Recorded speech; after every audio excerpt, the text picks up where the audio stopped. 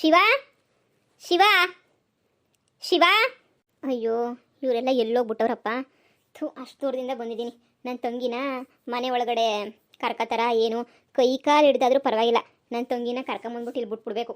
ಅಯ್ಯೋ ಅಲ್ಲಿದ್ದರೆ ಬರೀ ಕಿತ್ತಾಪತ್ತಿನೇ. ನಮ್ಮಮ್ಮ ನನ್ನೇ ಹಾಳು ಮಾಡಕ್ಕೆ ನೋಡ್ತಾ ಐತೆ. ಸರಿಯಾಗಿ ದೇವ್ರು ಸರಿಯಾಗಿ ಶಿಕ್ಷೆಯ ಕೊಟ್ಟವನೇ. ಇಂಥ ಹಳೆ ಮನೆ ಅಂತಲೇ ನನ್ನ ತಂಗಿ ಬ್ಯಾಡ ಬ್ಯಾಡ ಬ್ಯಾಡ ಅಂತಿರೋದ. ದೇವರು ನಿಂಗೆ ಇದೇ ಮನೆಗೆ ಇರಬೇಕು ಅಂತ ಹಣೆ ಬರಹದಾಗ ಬರೆದಿದ್ರೆ ಏನು ಮಾಡೋಕ್ಕಾಗಿಲ್ಲ. ಇಲ್ಲೇ ಬಿದ್ದಿರು ಬಂದು ನಿಂಗೆ ಆವಾಗನ ಬುದ್ಧಿ ಬರ್ತದೆ. ನಮ್ಮ ಅಮ್ಮಂಗೊಂದು ಗತಿ ಕಾಣಿಸ್ಬೇಕು. ಅದಕ್ಕೂ ಮುಂಚೆ ಇವಳಿಗೊಂದು ಗತಿ ಕಾಣಿಸಿ ಆಮೇಲೆ ನಮ್ಮ ಅಮ್ಮಂಗೆ ಗತಿ ಕಾಣಿಸ್ತೀನಿ. ಅಕ್ಕ ಅಕ್ಕ, ಶಿವ ಶಿವ, ಯಾರಪ್ಪ ನೀನು? ಇದ್ಯಾಕೆ ಇವ್ರ ಮನೆ ಮುಂದೆ ಬಂದ್ಬಿಟ್ಟು ಹಿಂಗೆ ಬಡ್ಕೊತಾ ಇದೆಯಲ್ಲ? ಅಜ್ಜಿ ಶಿವ ಅಂತ. ಶಿವ ಯಾಕೆ ಇದೇ ಮನೆ ನೆನೆಯ? ಅಜ್ಜಿ ಅವ್ರು ಎಲ್ಲೋದ್ರು? ಅವ್ರನ್ನ ಮಾತಾಡಿಸ್ಬೇಕಿತ್ತು ಸ್ವಲ್ಪ. ಇಲ್ಲ ಕಣಪ್ಪ, ಅವ್ರು ಪ್ಯಾಟೆ ಕಡೆಕಿನ ಹೋಗವ್ರೆ. ಏನೋ ಹೊಸಿ ಕೆಳಕ್ಕೆ ಆಮೆ ಐತೆ ಅಂತ ಹೇಳ್ಬಿಟ್ಟು ಏನೋ ಮಾತಾಡಬೇಕು ಅಂತ ಹೇಳ್ಬಿಟ್ಟು ಅಜ್ಜಿನೂ ಮೊಮ್ಮಗ ಇಬ್ರು ಪ್ಯಾಟೆ ಕಡೆಗೆ ಹೋದ್ರು. ನೀನು ಯಾರು ಏನು ಅಂತ ಗೊತ್ತಾಗಲಿಲ್ಲ. ಬಂದ್ಮೇಲೆ ಹೇಳ್ತೀನಿ. ಯಾರಪ್ಪ ನೀನು? ಅಜ್ಜಿ ನನ್ನ ತಂಗಿನೇನಿಯ ಶಿವಂಗೆ ಕೊಟ್ಬಿಟ್ಟು ಮದುವೆ ಮಾಡಿದ್ದು. ಅದೇ ಸ್ವಲ್ಪ ಪ್ರಾಬ್ಲಮ್ ಆಗ್ಬಿಟ್ಟು ನನ್ನ ತಂಗಿ ವಾಪಸ್ಸು ತವ್ರ ಮನೆಗೆ ಬಂದ್ಬಿಟ್ಟವಳಲ್ಲ, ಅದಕ್ಕೇನೇನಿಯ ಒಂದು ಮಾತು ಕೇಳ್ಕೊಂಡು ಹೋಗೋಣ, ಕರ್ಕೊಂಬಂದ್ಬಿಟ್ಟು ನನ್ನ ತಂಗಿನ ಬಿಡೋಣ ಅಂತ ಹೇಳ್ಬಿಟ್ಟು ಬಂದೆ. ಎಂಥ ಕಂತ್ರಿ ಜನಗಳು ಅಂತಂದರೆ ನೀವಂತೂ ಬೋ ಕಂತ್ರಿ ಜನ ಬಿಡಿ. ನೀವಂತೂ ಇಷ್ಟು ದಿನ ಅವ್ನು ಪೆದ್ನನ್ ಮಗನಂಗಿದ್ದ, ದುಡ್ಡೇನು ಗೊತ್ತಿರಲಿಲ್ಲ ಅಂತ ಹೇಳ್ಬಿಟ್ಟು ನಿನ್ನ ತಂಗಿನ ಕರ್ಕೊಂಡು ಹೋಗ್ಬಿಟ್ಟು ಮನೆಗೆ ನೀಯ ಮಡಿಕೊಂಡಿದ್ದೆ. ಆದರೆ ಇವಾಗ ದುಡ್ಡು ಬಂದೈತೆ, ಹಂಗೆ ನೀಯ ಪೆದ್ದ ಎಲ್ಲ ಸೊರೋಗ್ಬಿಟ್ಟ ಅಂತ ಹೇಳ್ಬಿಟ್ಟು ಇವಾಗ ಹುಡುಕೊಂಬಂದಿದ್ದೀಯ ತಂಗಿನ ಕೊಡಬೇಕು ಅಂತ ಹೇಳ್ಬಿಟ್ಟು. ನಿನ್ನ ಮಾಕ ಮುಚ್ಚ, ನಿನ್ನಂಥ ತಂಗಿನ ನಿನ್ನ ತಂಗಿ ಹೇಳಲ್ಲ ಅಂತ ಮನೆಯಾಳಿನ ನಮ್ಮೂರಾಗೆ ನೀನು ನಾನು ನೋಡಿಲ್ಲ. ಕಿತ್ತೋದು ಮನೆಯಾಳಿ ದುರಂಕಾರಿ. ಅಯ್ಯಯ್ಯಪ್ಪ, ನೀನು ಯಾವ ಮಾಕ ಹೊತ್ಕೊಂಡು ಬಂದ್ಬಿಟ್ಟಿದ್ಯಾ ಇಲ್ಲಂತೂ ನಮ್ಮ ಶಿವಂಗೆ ಒಳ್ಳೆ ಜೋಡಿ ಅಂತೂ ಅಲ್ವೇ ಅಲ್ಲ ನಿನ್ನ ತಂಗಿ. ಅಯ್ಯೋ ಮೊದ್ಲೋಗು ಇಲ್ಲಿಂದ. ಅಯ್ಯೋ ಅಜ್ಜಿ, ನಂಗೆ ಇದೆಲ್ಲ ಗೊತ್ತಿಲ್ಲ ಅಜ್ಜಿ, ಏನು ನಡೀತು ಅಂತ ಹೇಳ್ಬಿಟ್ಟು ನನಗೆ ಗೊತ್ತಿಲ್ಲ.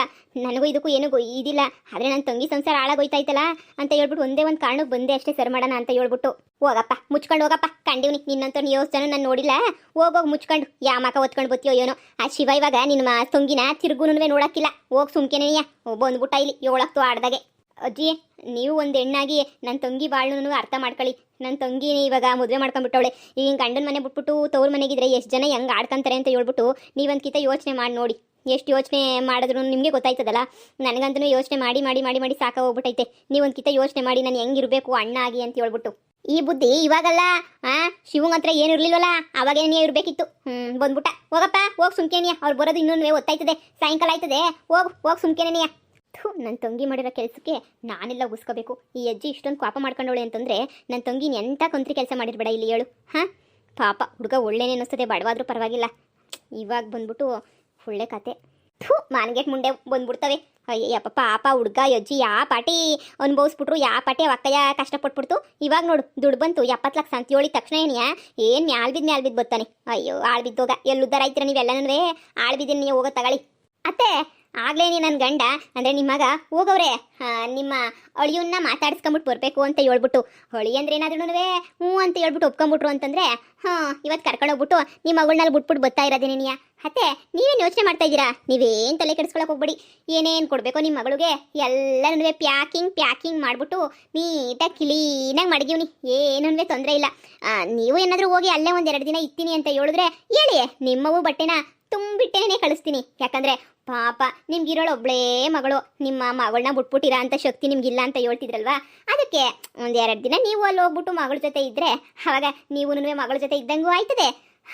ನಿಮ್ಗೆಲ್ಲನೂ ಅನುಕೂಲನೂ ಆಯ್ತದೆ. ನೋಡಿ ಯೋಚನೆ ಮಾಡಿ, ನಿಮ್ಮವು ಬಟ್ಟೆ ಪ್ಯಾಕ್ ಮಾಡ್ಲಾ?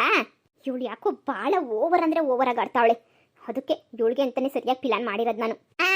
ಹೋಗ್ಬಿಟ್ಟು ನನ್ನ ಮಗಳು ಮನೆ ಕುಂತ್ಕೊಬಿಟ್ರೆ ಮನೆ ಎಲ್ಲನೂ ನಿಮ್ಮ ತಾತ ಬಂದು ನೋಡ್ಕೊಂತಾನ, ಮನೆ ವ್ಯವಹಾರ ಎಲ್ಲನೂ. ಅಯ್ಯೋ ಅತ್ತೆ, ನಿಮ್ಮ ಅವಶ್ಯಕತೆ ಏನಾಯ್ತತ್ತೆ? ನಾನಿಲ್ವಾ, ನನ್ನ ಗಂಡ ಇಲ್ವಾ? ಇಬ್ರು ಸಂದಕಿನೇ ನೋಡ್ಕೊಂತೀವಿ. ನಿಮ್ಗಿನ್ನೂ ಏನು ಚಿಂತೆ ಮಾಡಕ್ಕೆ ಹೋಗ್ಬೇಡಿ ಅತ್ತೆ. ನೀವು ಮನೆ ಬಗ್ಗೆ ನಾನು ಇರೋ ಗಂಟ ಏನು ತೊಂದರೆ ಆಗಕ್ಕಿಲ್ಲ. ಹೂನೇ, ನೀನಿರೋ ಗಂಟ ನನಗೆ ತೊಂದರೆನೇನಿಯ, ಮನೆಗೆ ಏನು ತೊಂದರೆ ಆಗೋಕ್ಕಿಲ್ಲ, ಚೆನ್ನಾಗಿ ಗೊತ್ತು. ಆದರೆ ನೀನಿರೋ ಗಂಟ ನನಗೆ ತೊಂದರೆ ಅಂತಂದ್ರೆ ತಪ್ಪಿದ್ದಲ್ಲ. ನೀನು ದೊಡ್ಡ ಮನೆಯಾಳಿ ಅಲ್ವಾ, ನೀನಿದ್ಮೇಲೆ ಅದು ಹೆಂಗೆ ನಾನು ನೆಮ್ಮದಿಗಿರಕ್ಕಾಯ್ತದೆ ಹೇಳು? ನನ್ನ ಮಗನ ತಲೆ ಹೋಗೋಣ ಹೆಂಗೋ ಬ್ರೈನ್ ವಾಶ್ ಮಾಡ್ಬಿಟ್ಟು ನಿನ್ನ ಮನೆಯಿಂದ ಕಳ್ಸೋಣ ಅಂತ ಅಂದ್ಕೊಂಡೆ, ಆಗಲಿಲ್ಲ. ನನ್ನ ಮಗನ ಕುಡಿಸ್ಬಿಟ್ಟು ನೀನು ಒದ್ದೋಡ್ಸೋಣ ಅಂದ್ಕೊಂಡ್ರೂ ಆಗಲಿಲ್ಲ. ಈಗ ನನ್ನ ಮಗನ ಕಡೆಯಿಂದ ಏನೂ ಆಗೋಕ್ಕಿಲ್ಲ ಅಂತಂದಮೇಲೆ ನಾನು ನನ್ನ ಕಡೆಯಿಂದನೇ ಶುರು ಮಾಡ್ಕೊತೀನಿ.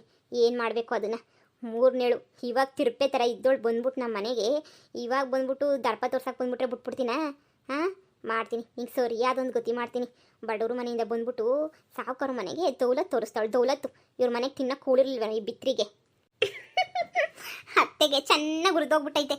ಉರಿಬೇಕು ನಿಮ್ಗೆ ಉರಿಲಿಲ್ಲ ಅಂತಂದ್ರೆ ಹೆಂಗೆ ಹೇಳಿ? ಉರಿಬೇಕು ಅಂತ ತಾನೇ ಇಷ್ಟೆಲ್ಲ ಮಾಡಿದ್ದು. ಥೂ ಪಾಪ ಆ ಶಿವ ಅಷ್ಟೊಳ್ಳೆ ಹುಡುಗ. ಅವನದು ಹೆಂಗೆ ಆ ದೇವ್ರದ್ದು ಹೆಂಗೆ ನನ್ನ ಆದ್ನಿಗೆ ಬರೆದ್ಬಿಟ್ನು ಹಣೆ ಬರಹ. ಥೂ ಪಾಪ ಆ ಹುಡುಗ ಹೆಂಗೋ ಸಂದಕ್ಕಿದ್ದ. ಅಯ್ಯೋ ಈ ಸುಮ್ಮನೆ ನನ್ನ ಆದ್ನಿಯಿಂದ ಅವ್ನ ಜೀವನವೇ ಹಾಳಾಗೋಯ್ತದೆ. ಸುಮ್ಕೆನೆನಿಯ ಬಿಡು ಇನ್ನೇನು ಮಾಡೋಕ್ಕಾಯ್ತದೆ.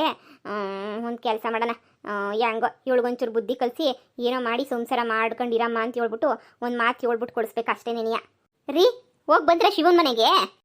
ಅಲ್ಲಿಗೆ ನೀ ಹೋಗಿ ಬತ್ತಾ ಇವನಿ. ರೀ ಏನು ಹೇಳ್ದ ಶಿವ? ಕರ್ಕೊಂಬಿಟ್ಟು ಬಾ ಅಂತ ಹೇಳಿದ್ನಾ? ಇಲ್ಲ ಐಶು, ಮನೆಗಿರ್ಲಿಲ್ಲ ಶಿವ, ಎಲ್ಲೋ ಹೋಗಿದ್ನಂತೆ, ಪ್ಯಾಟೆ ಕಡೆ ಹೋಗಿದ್ನಂತೆ. ಅಯ್ಯೋ ನನ್ನ ತಂಗಿ ಅಲ್ಲಿ ಎಷ್ಟು ಮಾನ ಮರ್ಯಾದೆ ಉಳಿಸ್ಕೊಂಡವಳೆ ಅಂತ ಹೇಳ್ಬಿಟ್ಟು ಅಕ್ಕಪಕ್ಕದ ಮನೆಯವ್ರನ್ನ ಕೇಳಿದ್ರೇನೇ ಗೊತ್ತಾಯ್ತದೆ. ಮನೆಯಾಳಿ ಯಾರನ್ನ ಕೇಳು ತುಪ್ಕು ಉಕ್ಕಳರೆ ನೆನೆಯ ನನ್ನ ತಂಗಿನ. ಹೊಗಳೋರಂತೂ ಯಾರೂ ಇಲ್ಲ. ಅದು ಯಾವುದೋ ಒಂದು ಅಜ್ಜಿ ನನ್ನಂತೂ ಸರಿಯಾಗಿ ಉಗ್ತೆ ಕಳಿಸ್ಬಿಟ್ಲು. ಅಂತೋಳು ಇಂತೋಳು ನಿನ್ನ ತಂಗಿ ಹಂಗೆ ಹಿಂಗೆ ಅಂತ ಹೇಳ್ಬಿಟ್ಟು. ಅಯ್ಯೋ ಶಿವನ ಬಗ್ಗೆ ಎಲ್ಲ ಹೊಗಳದೆ, ನನ್ನ ತಂಗಿ ಬಗ್ಗೆ ಎಲ್ಲ ಉಗ್ಯದೆ ನೆನೆಯ. ಅವನಿರಲಿಲ್ಲ ಇನ್ನೊಂದು 2 ದಿನ ಬಿಟ್ಕೊಂಡು ಹೋಗ್ಬಿಟ್ಟು ಕೇಳ್ಕೊಂಬಿಟ್ಟು ಬರ್ತೀನಿ ಬಿಡು. ಹೌದಾ ರೀ? ಸರಿ ಬಿಡಿ ನಿಮ್ಮಿಷ್ಟ, ಯಾವಾಗಾದ್ರೂ ಹೋಗ್ಬಿಟ್ಟು ಕೇಳ್ಕೊಂಬಿಟ್ಟು ಬನ್ನಿ. ಇನ್ನು ಅವ್ನಿಲ್ಲ ಅಂತ ಹೇಳಿದ್ರೆ ಹೆಂಗೆ? ಸುಮ್ಮನೆ ಇಲ್ಲಿಂದ ನಿನ್ನ ತಂಗಿನ ಕರ್ಕೊಂಡು ಹೋಗೋದು, ಆಮೇಲೆ ಅಲ್ಲಿ ಹೆಚ್ಚು ಕಮ್ಮಿ ಮಾತಾಡೋದು ಎಲ್ಲ ಯಾಕೆ ಬೇಕು? ಸರಿ ಬಿಡಿ ಆಯ್ತು, ಹೋಗ್ಬಿಟ್ಟು ಒಂದ್ಕಿತ ಕೇಳ್ಕೊಂಬಿಟ್ಟು ಬಂದ್ಬಿಟ್ಟು ಒಂದು 2 ದಿನ ಬಿಟ್ಕೊಂಡು ಆಮೇಲೆ ಕರ್ಕೊಂಡು ಹೋದ್ರೆ ಆಯಿತು. ಆದ್ರೂ ಆ ಹೆಜ್ಜೆ ಅಂದಿರೋ ಮಾತುಗಳು ದೇವ್ರನೇ ಭಾಳ ಅಂದರೆ ಭಾಳ ಬೇಜಾರು ಹೋಗ್ಬಿಡ್ತು ನನಗಂತೂ. ಒಂಥರ ಅನ್ನಿಸ್ತೈತೆ. ಸರಿ ಬಿಡು, ಇನ್ನೇನು ಮಾಡೋಕ್ಕಾಯ್ತದೆ. ನಡಿ, ಊಟ ಗಿಟ್ಟಕ್ಕಿಕ್ಕೋ ಹೊಟ್ಟೆ ಅಂತ ಹೊಸಿತೈತೆ. ಅಯ್ಯೋ ಬನ್ನಿ, ಅದ್ರಾಗೇನಂತೆ ಬನ್ನಿ. ನೀವು ಅದಕ್ಕೆಲ್ಲ ಬೇಜಾರು ಮಾಡ್ಕೋಬೇಡಿ. ನಿಮ್ಮ ತಂಗಿ ಜೀವನ ಸಂದಕ್ಕೇನೇ ಇರ್ತದೆ. ಅವಳೊಂದು ಚೂರು ಬದಲಾಗ್ಬಿಟ್ರೆ ಸಾಕು. ಬನ್ನಿ ಮೊದಲು ಊಟ ಮಾಡಕ್ಕೆ ಇಕ್ತೀನಿ. ಈ ನನ್ನ ಮಕ್ಳಿಗೆ ಯಾವಾಗ ಬಾ ಅಂತ ಹೇಳಿದ್ ನಾನು, ಇನ್ನೂ ಬಂದಿಲ್ವಲ್ಲ ನಿನ್ನ ಮಕ್ಳಿಗಿಷ್ಟು. ಅಯ್ಯೇ ಏನಯ್ಯ, ಯಾವಾಗಿಂದ ಕಾಯ್ಕೊಂಡು ನಿಂತೀವ್ನಿ. ಬತ್ತೀನಿ ಅಂತ ಹೇಳ್ಬಿಟ್ಟು ಕರೆಕ್ಟ್ ಟೈಮಿಗೆ ಬಂದ್ಬಿಡ್ಬೇಕು. ನಮ್ಮ ಹತ್ರ ಏನು ಫೋನ್ಗಳು ಇದ್ದಾವ ಶಾನೆ ಹಾಕಕ್ಕೆ? ಅಯ್ಯ ಅದು ಬೇರೆ ಕುಯ್ ಅಂತ ಹೇಳ್ಬಿಟ್ಟು ಆಪಾಯ್ತದೆ. ನಮ್ಗೆ ಒಂದೇ ಕೆಲಸನಾ? ನಮಗೂ 100 ಕೆಲಸ ಇರ್ತವೆ. ಡೀಲ್ ಏನು ಅಂತ ಹೇಳಿ ಡೀಲ್ನ ಪೂರ್ತಿ ಮಾಡ್ಬಿಟ್ಟು ಕೊಟ್ಟು ಹೋಗ್ತೀವಿ. ಕಿತ್ತೋ ದರಿದ್ರು ನನ್ನ ಕಂತ್ರಿ, ನನ್ನ ಸೊಸೆ ಅವಳೆ. ನನ್ನ ಸೊಸೆ ಹೆಂಗೆ ಅಂದರೆ ಮ್ಯಾಲಕ್ಕೆ ಎದ್ದೊಳ್ಬಾರ್ದು. ನನ್ನ ಸೊಸೆ ಕಾಲು 2 ಮುರಿದು ಬಿಡ್ಬೇಕು. ಸುಮ್ಕೆ ನೆನೆಯ ನೀವಂತೂ ಸರಿಯಾಗಿ ಕಾಲು ಮುರಿದು ಬಿಡ್ಬೇಕು. ನನ್ನ ಸೊಸೆದ ಕೈ ಕಾಲು ಮುರಿದ್ಬಿಟ್ಟು ಮಂಚದ ಮೇಲೆ ಏನಿಯಾ ಮನಿಕೊಂಡಿರ್ಬೇಕು. ಹಂಗೆ ಮಾಡಿ ಆವಾಗ ನಂಗೆ ಸಮಾಧಾನ ಆಯ್ತದೆ. ಎಷ್ಟು ದುಡ್ಡು ಖರ್ಚಾದ್ರೂ ಪರವಾಗಿಲ್ಲ. ನೋಡಿ ನನ್ನ ಸೊಸೆನ ನೀವು ಕಾಲು ಮುರಿಲೇಬೇಕು. ಹೊಲದ ಕಡೆ ಬತ್ತಾಳೆ. ನನ್ನ ಟೈಮಿಂಗ್ಸ್ ಎಲ್ಲ ಹೇಳಿರ್ತೀನಿ. 9-9:30 ಹಂಗೆ ಹೊಲದ ಕಡೆಗೆ ಬತ್ತಾಳೆ. ದನ ಹೊಡ್ಕೊಂಡು ಬತ್ತಾಳೆ. ಅವಳು ಫೋಟೋ ತಂದಿಲ್ವಲ್ಲ? ನಿಮ್ಮ ಹತ್ರ ಫೋಟೋ ಇಲ್ವಾ? ಇಲ್ಲ ಫೋಟೋ ಏನಿಲ್ಲ. ನಮ್ಮ ಹೊಲ ಯಾವುದು ಅಂತ ತೋರಿಸ್ತೀನಿ. ನಮ್ಮ ದನ ಕಟ್ಟಕ ಜಾಗನೂ ತೋರಿಸ್ತೀನಿ. ಅಲ್ಲಿಗೆ ಬರೋದು ನನ್ನ ಸೊಸೆ ಒಬ್ಳೇನೇನಿಯ, ಬೇರೆ ಇನ್ನು ಯಾರೂ ಬರೋಕ್ಕಿಲ್ಲ. ಹೆಂಗೋಳೆ ಅಂತಂದರೆ ಸುಮಾರಾಗಿ ಒಂಚೂರು ಬ್ಯಾಳಿಗೆ, ಆಮೇಲೆ ತೆಳ್ಳುಗೆ ಅಂತ ನೋಡೋಕ್ಕೇನು ಸಂದಕ್ಕಿಲ್ಲ ಬಿಡು. ಹಂಗವಳೆ ಒಂಚೂರು. ಅವಳು ಬತ್ತಾಳೆ. ಅವಳು ಬಂದಿದ್ದ ತಕ್ಷಣನೇ ನೀವಂತೂ ಸರಿಯಾಗಿ ಕಾಲು ಮುರಿಬೇಕು. ಬೆಳಿಗ್ಗೆನೆ ಬತ್ತಾಳೆ. ನೋಡಿ, ಬರೀ ಕಾಲು ಮುರಿಬೇಕು ಅಂತ ಹೇಳಿದ್ರೆ 25,000 ರೂಪಾಯಿ ಆಯ್ತದೆ. ಸರಿನಾ? ಪ್ರಾಣ ಗಿಣ ತೆಗಿಬೇಕು ಅಂತ ಹೇಳಿದ್ರೆ ಹೇಳಿ, ತೆಗಿತೀವಿ. 1 ಲಕ್ಷ ರೂಪಾಯಿ ಕೊಟ್ರೆ.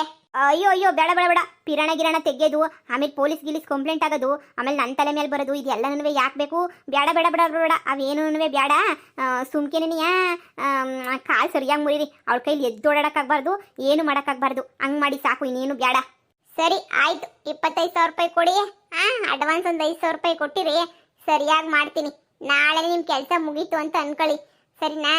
ಆದರೆ ಈ ವಿಷಯ ಹೊರಗಡೆ ಬರಬಾರ್ದು. ಹೊರಗಡೆ ಬಂದರೆ ನನ್ನ ಜೊತೆ ನೀನು ಜೈಲ್ ಪಾಲಾಯ್ತಿ ಅಷ್ಟೇ ನೆನೆಯ. ನಾವಿಂತ ಎಷ್ಟು ಡೀಲ್ ಮಾಡಿಲ್ಲ ಹೇಳಿ. ನೀವೇನು ತಲೆ ಕೆಡಿಸ್ಕೊಳಕ್ಕೆ ಹೋಗ್ಬಿಡಿ. ಇವೆಲ್ಲ ನಮಗೆ ಮಾಮೂಲಿನೇ. ನಾವು ಹೆಂಗೋ ಡೀಲ್ ಮಾಡ್ಕೊಂತೀವಿ ಬಿಡಿ. ತಗ, ಇದ್ರಾಗ ಒಂದು 10,000 ಐತೆ ಇಕ್ಕ. ಇನ್ನು 15,000 ಕೆಲಸ ಆದ್ಮೇಲೆ ಕೊಡ್ತೀನಿ. ನಾಳೆ ಇಷ್ಟೊತ್ತಾಗಿ ಇಲ್ಲಿಗೆ ಬಂದ್ಬಿಟ್ಟು ಇಲ್ಲೇನೇ ಸಿಕ್ಬಿಡು. ಸರಿನಾ? ಇದೇ ಜಾಗದಾಗ ಏನೇ ತಂದ್ಬಿಟ್ಟು ಎಲ್ಲ ಕೊಟ್ಬಿಡ್ತೀನಿ. ಸರಿ ಆಯ್ತು, ನಿಮ್ಮ ಕೆಲಸ ಮುಗೀತು ಅಂತಾನೆ ಅನ್ಕೊಳ್ಳಿ. ನೀವೇನು ತಲೆ ಕೆಡಿಸ್ಕೊಳಕ್ಕೆ ಹೋಗ್ಬೇಡಿ. ಎಲ್ಲ ಕೆಲಸನೂ ಹೇಳಿದ ಕೆಲಸನ ಪಟ್ ಅಂತ ಮುಗಿಸ್ತೀನಿ. ನಾಳೆ ಇಷ್ಟೊತ್ತಾಗ ನಿಮ್ಮ ಮುಂದೆ ನಿಂತಿರ್ತೀನಿ. ಇನ್ನು ಉಳ್ದಿರೋ ದುಡ್ಡು ಕೊಟ್ಬಿಡಿ. ಸರಿ ಆಯ್ತು. ಲೇ ಐಸ್ ಕೆಂಡಿ ಆದಂಗೆ ಐತಿಯ ನೋಡ್ತಾ ಇರು. ನೀನಂತೂ ಸರಿಯಾಗಿ ಐಸ್ ಕೆಂಡಿ ಆದಂಗೆ ಏನೇ ಆಗೋದು. ನಾಳೆ ನೋಡ್ತಿರು. ನಾಳೆಯಿಂದ ನೀನು ಕಾಲು ಮುರ್ಕೊಂಡು ಮನೆಗೆ ಬಿದ್ದಿರಬೇಕು.